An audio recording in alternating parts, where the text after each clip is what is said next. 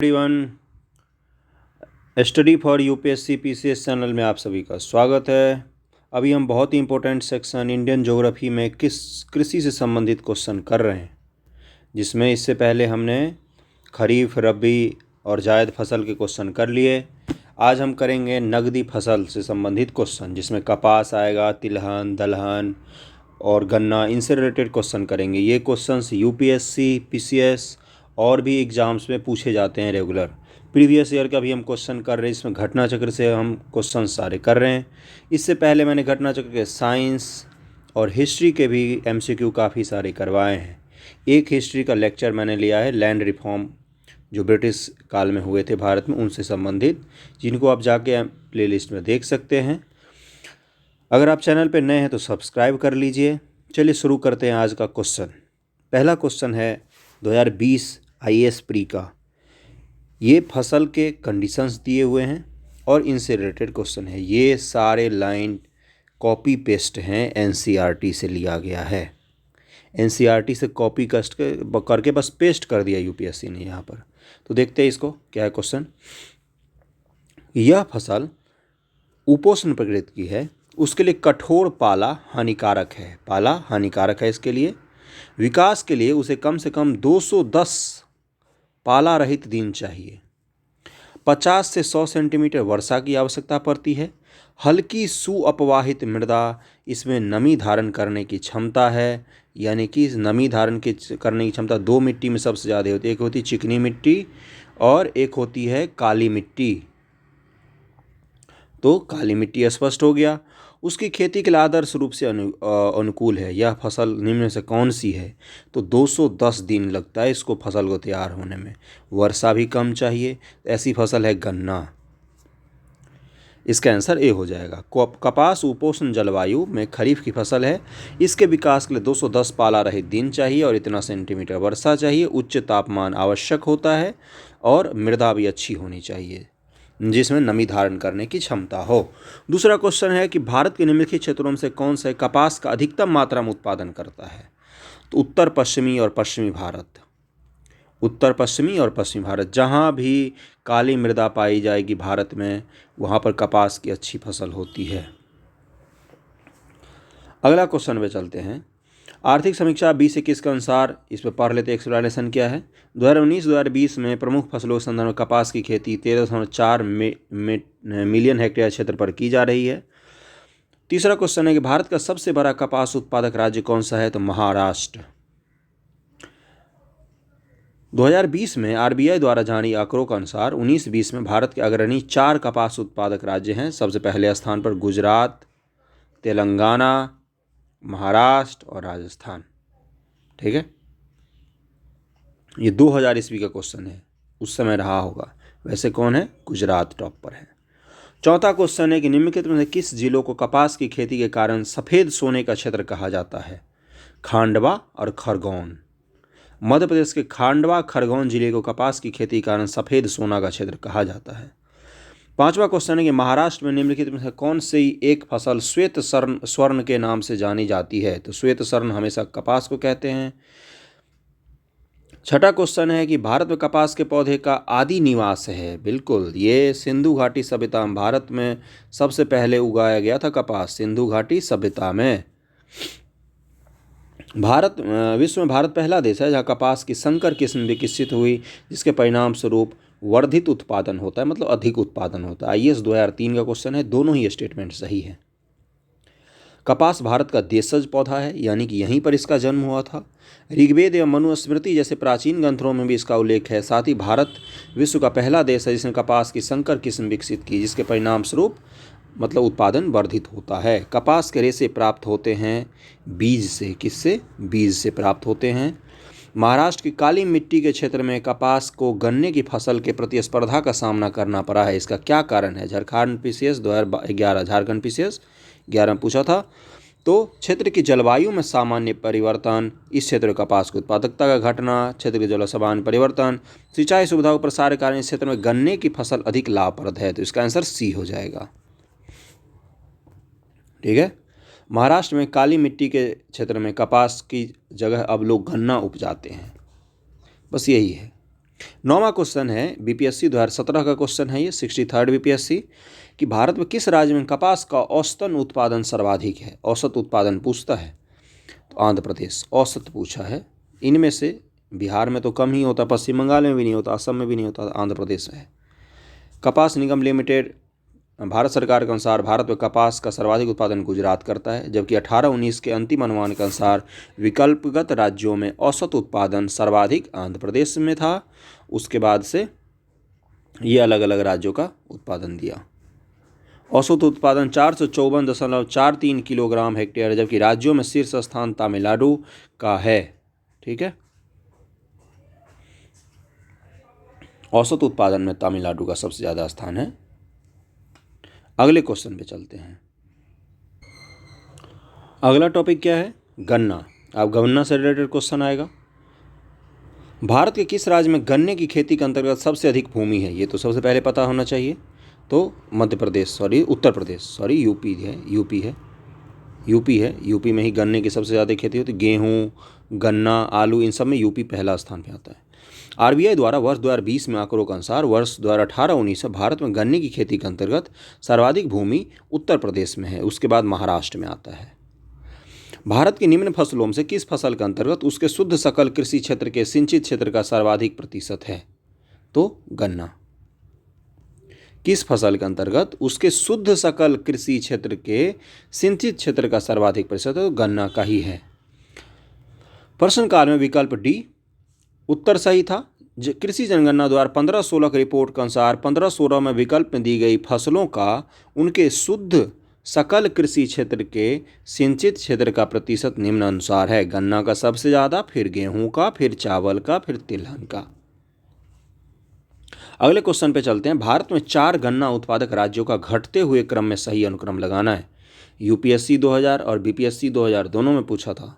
तो सबसे ज़्यादा यूपी में, फिर महाराष्ट्र, फिर तमिलनाडु, फिर आंध्र प्रदेश। यूपी, महाराष्ट्र, तमिलनाडु और आंध्र प्रदेश गन्ना उत्पादक शीर्ष राज्य हैं ये। अगले क्वेश्चन पे चलते हैं। और 19-20 के आंकड़ों के अनुसार भी यही है। उत्तर प्रदेश, महाराष्ट्र, कर्नाटक आ गया, उत्तर और 19-20 में लेटेस्ट आंकड़ों के अनुसार यूपी, फिर महाराष्ट्र है, उसके बाद से कर्नाटक है, उसके बाद से बिहार है और फिर तमिलनाडु है। ये 19-20 का आंकड़े के हिसाब से जो गन्ना उत्पादक शीर्ष राज्य हैं उनमें यूपी, महाराष्ट्र, कर्नाटक, बिहार और तमिलनाडु। तो ये हमें पता होना चाहिए डेटा लेटेस्ट वाले। भारत में अगला क्वेश्चन है, भारत में सर्वाधिक गन्ना पैदा करने वाला राज्य कौन सा है? तो यूपी आता है उसमें, तो रिपीटेड है ये। भारत के किस राज्य में गन्ना सबसे ज़्यादा पैदा होता है? तो बिहार और यूपी में पैदा होता है। इनमें से इस सेट में से पूछा है। आरबीआई द्वारा जारी आंकड़ों 19-20 के आंकड़ों के अनुसार सर्वाधिक गन्ना उत्पादक 8 राज्यों का क्रम इस प्रकार है: यूपी, महाराष्ट्र, कर्नाटक, बिहार, तमिलनाडु, हरियाणा और पंजाब। विकल्प ए सही उत्तर है। ठीक है, अगले क्वेश्चन पे चलते हैं। गन्ना उत्पादक 2013 में राज्यों का सही अवरोही क्रम क्या है? तो उत्तर प्रदेश, महाराष्ट्र, कर्नाटक और हरियाणा, इनमें से यही सबसे अच्छा क्रम है। उत्तर प्रदेश, महाराष्ट्र, कर्नाटक और हरियाणा। वैसे शीर्ष राज्य कौन कौन से हैं एक बार फिर से पढ़ते हैं। गन्ना में यूपी, महाराष्ट्र, कर्नाटक, बिहार, तमिलनाडु, गुजरात, हरियाणा और पंजाब। अगले क्वेश्चन पे चलते हैं। चीनी उत्पादक प्रक्रम में सीरा एक उपोत्पाद है, मतलब चीनी हम मेन बनाते हैं लेकिन सीरा हमें उसके बदले मिल जाता है, तो सही है ये। तो चीनी कारखानों में चीनी बॉयलर में चीनी मिलों में निकाली खोई भाप बनाने के लिए बॉयलर में ईंधन के रूप में प्रयोग की जाती है, तो ये भी सही है। कच्ची सामग्री के रूप में केवल गन्ने से ही चीनी का उत्पादन होता है, तो 1 और 2 सही है, तीसरा गलत है। पढ़ लेते हैं इसको। चीनी उत्पादन प्रक्रम में सीरा एक उपोत्पाद है जिसका उपयोग अल्कोहल निर्माण में किया जाता है। सीरा का उपयोग अल्कोहल बनाने में किया जाता है तथा प्राप्त खोई का उपयोग भाप बनाने के लिए ईंधन के रूप में किया जाता है। चीनी का निर्माण मात्र गन्ने से ही नहीं वरन चुकंदर से भी होता है। चीनी का निर्माण चुकंदर से भी संभव है। 8वां क्वेश्चन करते हैं। आईएएस प्री 2014 क्वेश्चन है कि गन्ना उत्पादन के एक व्यवहारिक उपागम का जिसे धारणीय गन्ना उपक्रम के रूप में जाना जाता है क्या महत्व है? तो कृषि की पारंपरिक पद्धति की तुलना में इसमें बीज की लागत बहुत कम होती है, तो सही है ये। व्यवहारिक उपागम जिसे धारणीय गन्ना उपक्रमण ये पूछा है। दूसरा है कि इसमें च्यवन यानी कि ड्रिप सिंचाई का प्रभावकारी प्रयोग हो सकता है। तो ये भी सही है। इसमें रासायनिक और कार्बनिक उर्वरकों का बिल्कुल भी इस्तेमाल नहीं होता। तो ऐसे शब्द जहाँ भी आते हैं वो अक्सर गलत होते हैं। इसका तीसरा गलत हो जाएगा। कृषि की पारंपरिक पद्धति की तुलना में इसमें अंतर सस्यन की ज़्यादा गुंजाइश है, इंटरक्रॉपिंग। तो इसका आंसर 1, 2, 4 हो जाएगा, बी आंसर। पढ़ते हैं इसको। गन्ना उत्पादन के एक व्यवहारिक उपागम जिसे धारणीय गन्ना उपक्रम अथवा सतत गन्ना पहल कहा जाता है, सस्टेनेबल शुगर केन इनिशिएटिव पद्धति कहा जाता है, का प्रारंभ भारत में गन्ने की खेती में सुधार के लिए 2009 में किया गया था। इसीलिए 2014 में क्वेश्चन पूछा है यूपीएससी ने। इस पद्धति का प्रारंभ इंक्रीसैट और WWF की संयुक्त पहल के रूप में किया गया था। कृषि की पारंपरिक पद्धति की तुलना इसमें बीज की लागत कम होती है, ड्रिप सिंचाई होती है, और कृषि की पारंपरिक पद्धति की तुलना में अंतराशास्यन की ज़्यादा गुंजाइश होती है, इंटरक्रॉपिंग की। इस पद्धति में अकार्बनिक और कार्बनिक दोनों रसायनों का प्रयोग किया जाता है। 9वां क्वेश्चन है कि गन्ने में शर्करा की मात्रा घट जाती है यदि पौधा बढ़ने की अवधि में अधिक वर्षा हो जाए, पकने की अवधि में पाला गिर जाए, पौधा बढ़ने की अवधि तापमान में कमी वृद्धि हो जाए, पकने की अवधि में तापमान में बहुत ही वृद्धि हो जाए। तो पाला लगने के कारण शर्करा की मात्रा कम हो जाती है। 9 का आंसर बी हो जाएगा। अगले क्वेश्चन पे चलते हैं। और पाला क्यों गिरता है? गन्ना उष्णकटिबंधीय जलवायु का पौधा है जिसके लिए उच्च तापमान एवं 75 से 100 सेंटीमीटर वार्षिक वर्षा की जरूरत होती है। ये कंडीशन है गन्ना के लिए, पूछ सकता है यूपीएससी। और पकने की अवधि में पाला गन्ना में शर्करा को कम कर देता है। 10वां क्वेश्चन है कि भारत में चीनी के प्रथम 3 अग्रणी उत्पादक कौन कौन से हैं? तो फिर से वही रिपीटेड क्वेश्चन। तो उत्तर प्रदेश, महाराष्ट्र और कर्नाटक हो जाएगा। 10वां का सी हो जाएगा। 11वें क्वेश्चन पे चलते हैं। निम्नलिखित में से कौन 1516 में भारत के बृहत्तम चीनी उत्पादन करने वाले राज्यों के सही अवरोही क्रम को बताता है? बहुत ज़्यादा क्वेश्चन पूछे जाते हैं इसमें। तो महाराष्ट्र, उत्तर प्रदेश, कर्नाटक, तमिलनाडु, उसमें ऊपर नीचे महाराष्ट्र यूपी में होता रहता है। 1516 में बृहत्तम चीनी उत्पादन में 1516 के अनुसार भारत में शीर्ष चीनी उत्पादन राज्यों का क्रम इस प्रकार है: महाराष्ट्र, उत्तर प्रदेश, कर्नाटक, तमिलनाडु, आंध्र प्रदेश। 19-20 के अनुमान के आंकड़ों के अनुसार चीनी उत्पादन उत्तर प्रदेश फिर से शीर्ष पर आ गया, जबकि महाराष्ट्र दूसरे स्थान पर है। 12वां क्वेश्चन, चीनी उद्योग से निम्नलिखित 3 निम्न कथनों में से कौन से सही हैं? विश्व में चीनी उत्पादन में भारत का हिस्सा 15% से अधिक है। दूसरा है कि भारत में चीनी उद्योग दूसरा सबसे बड़ा कृषि आधारित उद्योग है। तीसरा है कि भारत चीनी का सबसे बड़ा उपभोक्ता है। चौथा है भारत चीनी का सबसे बड़ा उत्पादक है। तो 1, 2, 3 इसके सही था। यानी कि पहला स्टेटमेंट क्या था कि 15% से ज़्यादा विश्व चीनी में भारत का हिस्सेदारी है। विश्व में जितना चीनी उत्पादन हो उसमें से 15% हमारा है। और भारत में चीनी उद्योग जो है वो दूसरा सबसे बड़ा कृषि आधारित उद्योग है, और भारत चीनी का सबसे बड़ा उपभोक्ता है। ये तीनों स्टेटमेंट सही है। और सबसे बड़ा उत्पादक है, ये गलत है। इसको पढ़ते हैं। संयुक्त राज्य अमेरिका के कृषि विभाग के आंकड़ों के अनुसार विपणन 19-20 में विश्व में चीनी का कुल उत्पादन इतना हुआ, जिसे भारत का हिस्सा 28% है। तो 15% से तो ज़्यादा ही हुआ, 28.9 यानी कि 29% है। और ब्राज़ील का हिस्सा 29.9 मिलियन टन रहा। ब्राज़ील निर्यात इतना मिलियन करता है। भारत में सूती वस्त्र के बाद पहला स्थान कौन सा है कृषि आधारित उद्योग में? सूती वस्त्र, कॉटन का उद्योग। उसके बाद गन्ने का उद्योग आता है। चूँकि प्रश्नकाल में भारत का उत्पादन विश्व उत्पादन के 15% से थोड़ा अधिक था, अतः प्रश्न सही है। 2009 का क्वेश्चन है उस हिसाब से। और भारत में चीनी का उत्पादन विश्व उत्पादन का 17.4% था 19-20 ईस्वी में। ठीक है, बस यही है इसमें तो। और कथन 4 प्रश्नकाल में गलत था, क्योंकि चीनी का सबसे बड़ा उत्पादक ब्राज़ील था, न कि भारत। भारत चीनी का सबसे बड़ा उपभोक्ता है। अगला क्वेश्चन पे चलते हैं। शक्कर नगर चीनी का एक प्रमुख उत्पादन केंद्र है। कहाँ पर? आंध्र प्रदेश में है शक्कर नगर। अगले क्वेश्चन पे चलते हैं। कौन सा राज्य भारत का शक्कर का प्याला कहलाता है? तो उत्तर प्रदेश सबसे ज़्यादा यहाँ पर होता है। भारत के निम्न राज्यों में से किसे चीनी का कटोरा कहा जाता है? BPSC 2018 question. तो उत्तर प्रदेश, चीनी कटोरा उत्तर प्रदेश को कहा जाता है। 1903 में भारतवर्ष के प्रथम चीनी मिलें स्थापित की गई थी। कहाँ? प्रतापपुर में, यूपी के प्रतापपुर के देवरिया जिले में प्रतापपुर नामक जगह है, वहीं पर की गई थी। किन कारकों ने उत्तरी भारत से दक्षिणी भारत में चीनी उद्योग के स्थानिक स्थानांतरण में सहायता की? उत्तर भारत से दक्षिण भारत में चीनी उद्योग जो स्थापित हुआ वो क्यों ये पूछा है उसने। तो पहला है इसमें गन्ने का प्रति एकड़ उच्चतर उत्पादन, गन्ने में शर्करा का अधिक होना, पेराई का अधिक लंबा मौसम, सस्ता श्रम। 1, 2, 3 इसका सही दिया है, चौथा गलत दिया है। ठीक है, गन्ने का प्रति एकड़ उच्चतम उत्पादन होता है, गन्ने में शर्करा का अधिक होना और पेराई का अधिक लंबा मौसम। यानी कि उत्तर भारत से दक्षिण भारत में इसीलिए चीनी उद्योग स्थापित हुए हैं ज़्यादा।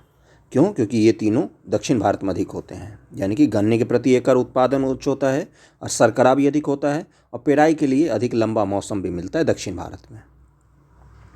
पढ़ते हैं इसको। उत्तर भारत से दक्षिण भारत में चीनी उद्योग का स्थानिक स्थानांतरण का में दक्षिण भारत में गन्ने की उच्च उत्पादकता, और ये तीनों बाकी रीजन हैं। 18वां क्वेश्चन है कि गन्ने में प्रजनन का कार्य किया जा रहा है, तो कोयम्बटूर में गन्ने में प्रजनन का कार्य, गन्ने में प्रजनन का कार्य कोयम्बटूर में किया जा रहा है। कोयम्बटूर तमिलनाडु में 1912 में गन्ना प्रजनन संस्थान की स्थापना की गई। ये अगले साल क्वेश्चन पूछ सकता है। और 1 अप्रैल 1869 को इसे ICMR का भाग बनाया गया, Indian council of agriculture research का। गन्ने का बीज उत्पादित किया जाता है SBI कोयम्बटूर में। अगले क्वेश्चन पे चलते हैं। गन्ने की अर्धसाली फसल पकाने के लिए समय लेती है कितना? 18 माह। गन्ने की अर्धसाली फसल की खेती मुख्य रूप से महाराष्ट्र के कम वर्षा वाले क्षेत्रों में की जाती है। इसकी बुआई जुलाई अगस्त में होती है तथा यह पकने के लिए 16 से 18 महीनों का समय लेती है, काफ़ी लंबा। अगला है कथन कारण चीनी उद्योग दक्षिण भारत में अधिक विकसित हैं, तो सही है, ये तो अभी हमने ऊपर पढ़ा।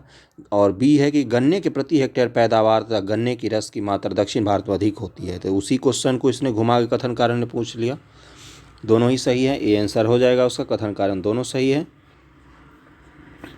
ठीक है, अगला क्वेश्चन है कि नीचे दिए गए दोनों कथनों में से वही फिर से करना है। कथन है कि उत्तर प्रदेश में गन्ना तथा चीनी का उत्पादन महाराष्ट्र से अधिक है परंतु उत्पादकता कम है।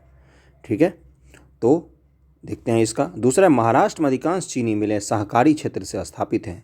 इसका आंसर दिया है बी कि दोनों ही सही हैं लेकिन एक दूसरे को एक्सप्लेन नहीं कर रही हैं।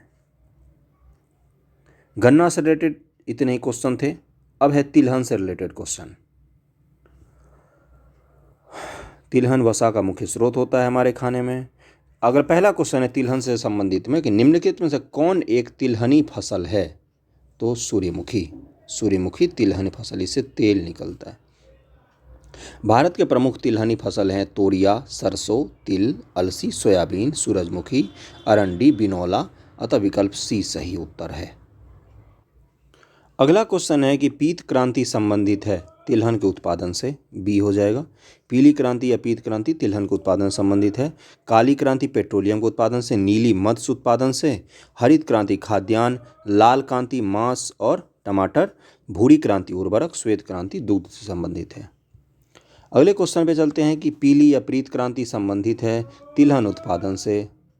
पीली क्रांति भारत में निम्नलिखित में किससे संबंधित है? तिलहन उत्पादन। सारे रिपीटेड क्वेश्चन। 5वां क्वेश्चन है कि शुष्क भूमि के लिए सर्वाधिक उचित फसल कौन सी होती है?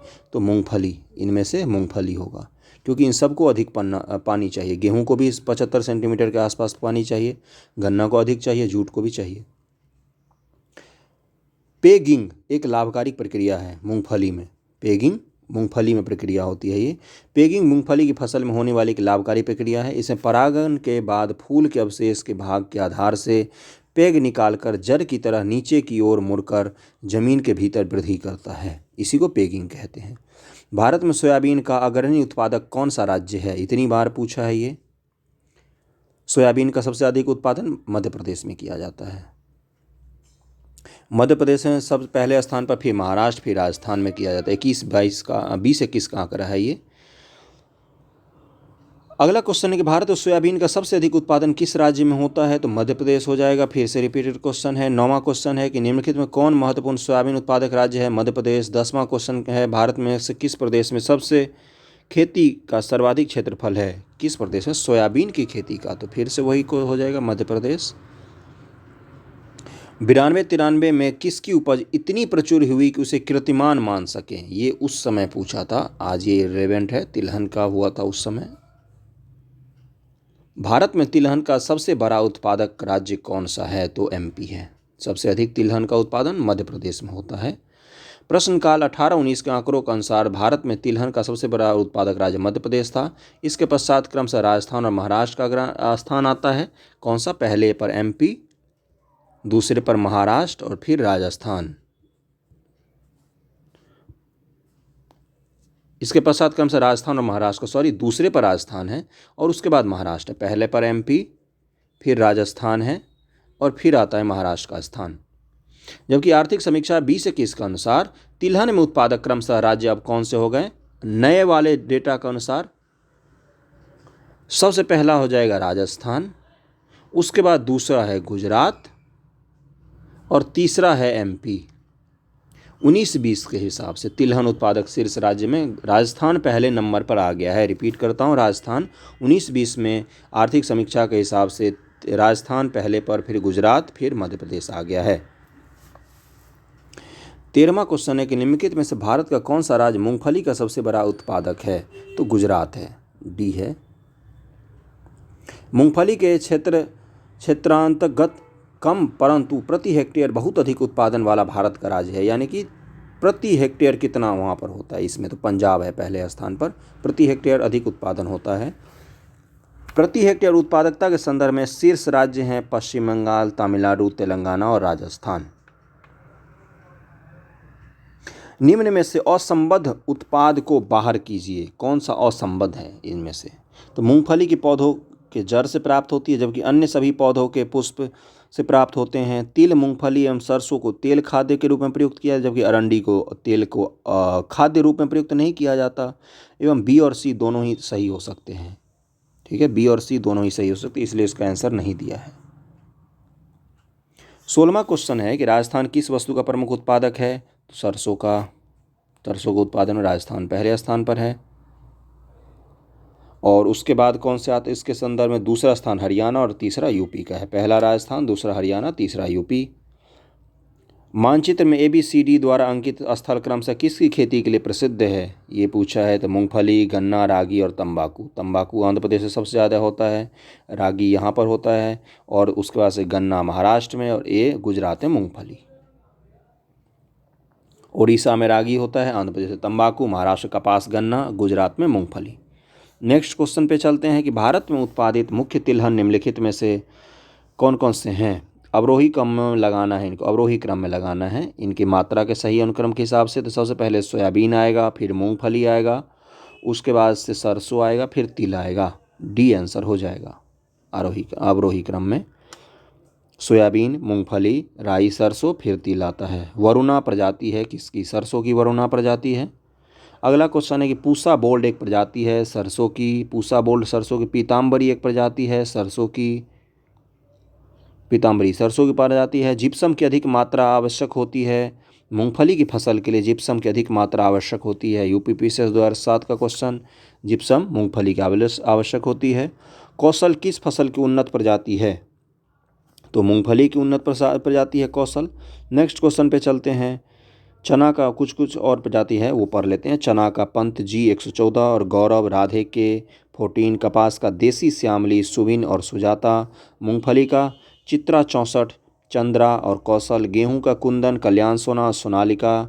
24 नंबर है कि निम्नलिखित में किस फसल है सबसे ज़्यादा प्रतिशत तेल की मात्रा होती है? तो तिल में होती है सबसे ज़्यादा तेल की मात्रा। तेल का औसत प्रतिशत और फसल दिया इधर। तिल में 52%, सूरजमुखी में 42%, सोयाबीन में 40%, मूंगफली में 48% औसत मात्रा होती है। कुसुम एक तिलहन फसल है, इसका वैज्ञानिक नाम क्या है? ये ROAR 2016 में पूछा। और कार्थेमस टिंक्टोरियस 25 का हो जाएगा C। कुसुम एक तिलहन फसल है और इसका नाम वो था दलहन। अगला है दलहन, इनसे रिलेटेड क्वेश्चन कर लेते हैं। पहला क्वेश्चन है कि भारत दालों के उत्पादन का संदर्भ निम्नलिखित कथनों पर विचार कीजिए। उड़द की खेती खरीफ और रबी दोनों फसल में की जा सकती है। कुल दाल उत्पादन का लगभग आधा भाग केवल मूंग का होता है। पिछले 3 दशकों में जहां खरीफ दालों का उत्पादन बढ़ा है वहीं रबी दालों का उत्पादन घटा है। ये UPSC 2020 IAS का क्वेश्चन है, इसका केवल 1 सही है, बाकी दोनों ही स्टेटमेंट गलत है। पढ़ते हैं इसको।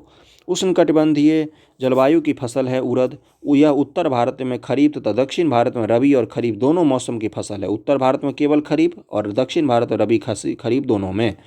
2016-17 मूंग का उत्पादन कुल दलहन का 14.7% था। अन्य वर्षों में इसी के आसपास रहता है, अतः कथन 2 असत्य है। पिछले 3 दशकों में खरीफ फसलों के उत्पादन में मामूली 9 के बराबर वृद्धि हुई है, जबकि रबी के दलहन फसलों में लगभग 150% की वृद्धि हुई है, अतः कथन 3 भी असत्य था। केवल पहला सत्य था। पहला स्टेटमेंट क्या था कि उड़द की खेती खरीफ और रबी दोनों फसल में की जा सकती है। अगला है, निम्न से कौन एक देश दलहनी फसलों का मुख्य उत्पादक तथा उपभोक्ता है? तो भारत है सबसे प्रमुख उत्पादक भी है और उपभोक्ता भी है। इतना बड़ा उपभोक्ता है कि बाहर से मंगाना ही पड़ता है। दिए गए विकल्पों में दलहनी फसलों का मुख्य उत्पादक उपभोक्ता भारत है। वर्ष 2015 में आंकड़ों के अनुसार कुल दाल के उत्पादन की मात्रा के दृष्टि से भारत के बाद म्यांमार का स्थान था।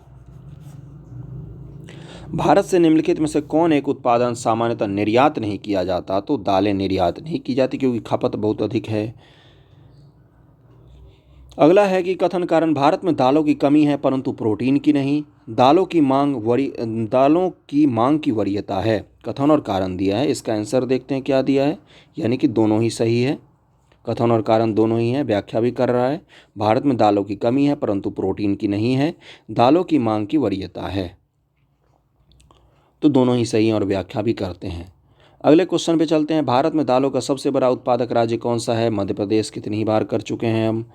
फसल का प्रकार जिसमें हवा से नाइट्रोजन संचित करने की क्षमता होती है, यानी कि मृदा में नाइट्रोजन का स्थिरीकरण कर सकता है, वो कौन होती हैं? वो दालें ही होती हैं। इसीलिए कई बार खेतों में दाल को लगाया जाता है फसल बदलने के लिए, ताकि उत्पादन अगले साल अधिक हो, क्योंकि नाइट्रोजन का स्थिरीकरण करता है। ये दलहनी फसल क्यों करता है? इनके जड़ में राइजोबियम नामक जीव पाया जाता है जो नाइट्रोजन स्थिरीकरण करता है। अगला है कि दलहनी फसलों के उत्पादन हेतु कौन सा तत्व आवश्यक है? तो कोबाल्ट आवश्यक है। कोबाल्ट राइजोबियम द्वारा तात्विक नाइट्रोजन स्थिरीकरण के लिए आवश्यक तत्व है। विटामिन B12 के संश्लेषण में सहायक होता है। या प्रकाश संश्लेषण वाष्पोत्सर्जन वृद्धि के लिए आवश्यक है। राइजोबियम दलहनी फसलों की जड़ों में पाए जाने वाला बैक्टीरिया है। 8वां क्वेश्चन है, कौन सा सुमेलित नहीं है? अरहर के सामने नीलम, मूंगफली के सामने चंद्रा, मसूर के सामने पंत L406 और सरसों के सामने वरुणा लिखा हुआ है। तो अरहर की गलत है, ये इसकी किस्म है। नीलम इसकी किस्म नहीं है अरहर की। नीलम अरहर की प्रजाति नहीं बल्कि आम की एक प्रजाति है। वायुमंडल के नाइट्रोजन का स्थिरीकरण करने वाली दलहनी फसल है, कौन कौन से हैं? तो देखते हैं इसका आंसर क्या दिया है। चना, मटर व मूंग की फसलें वायुमंडल के नाइट्रोजन का स्थिरीकरण करती है, जबकि यह कहना गलत होगा कि राजमा फसल वायुमंडल से नाइट्रोजन स्थिरीकरण एकदम नहीं करती है। तो सारे ही होंगे, तो ये बोला है कि इसमें से कोई सा भी नहीं होगा। चना, मटर, मूंग, राजमा भी थोड़ा बहुत करता ही है। अगले क्वेश्चन पे चलते हैं। दलहनी फसलों के संतुलित खाद का अनुपात NPK कितना होता है? तो 1:2:2 होता है। 1:2:2। नाइट्रोजन, पोटेशियम, इन्हीं का अनुपात पूछा है। फास्फोरस का। फलीदार अथवा दलहनी फसलों में संतुलित उर्वरक का अनुपात NPK, नाइट्रोजन, पोटेशियम और फास्फोरस, इनका अनुपात 1:2:2 होता है। अरहर का जन्म स्थान क्या है? भारतवर्ष ही माना जाता है अरहर का जन्म स्थान। प्रमुख दलहन फसल अरहर की उत्पत्ति भारतवर्ष में ही हुई थी। 12वां है, मालवीय चमत्कार एक प्रजाति है। किसकी? अरहर की प्रजाति है मालवीय चमत्कार। अगला क्वेश्चन पे चलते हैं। मालवीय चमत्कार अरहर की प्रजाति है। और भी अरहर की कौन सी होती है? अमर, आज़ाद, बहार, मालवीय, ये सब होते हैं। परास। निम्नलिखित में कौन एक सही सुमेलित है? तो अरहर, बहार, ये सही सुमेलित है। बहार एक प्रजाति है किसकी? ऊपर ही किया हमने, अरहर की प्रजाति है। मटर की पत्ती विहीन जाति कौन सी है? तो अपर्णा, ये पत्ती विहीन जाति है मटर की। तो इस वीडियो में हमने इतने सारे क्वेश्चन कर लिए। नेक्स्ट वीडियो में हम करेंगे रेशम से संबंधित क्वेश्चन। अगर आपको वीडियो पसंद आए तो लाइक कीजिए, शेयर कीजिए, सब्सक्राइब कर लीजिए चैनल, और अगर पसंद नहीं आए तो डिसलाइक कर लीजिए। ठीक है, धन्यवाद, थैंक यू सो मच।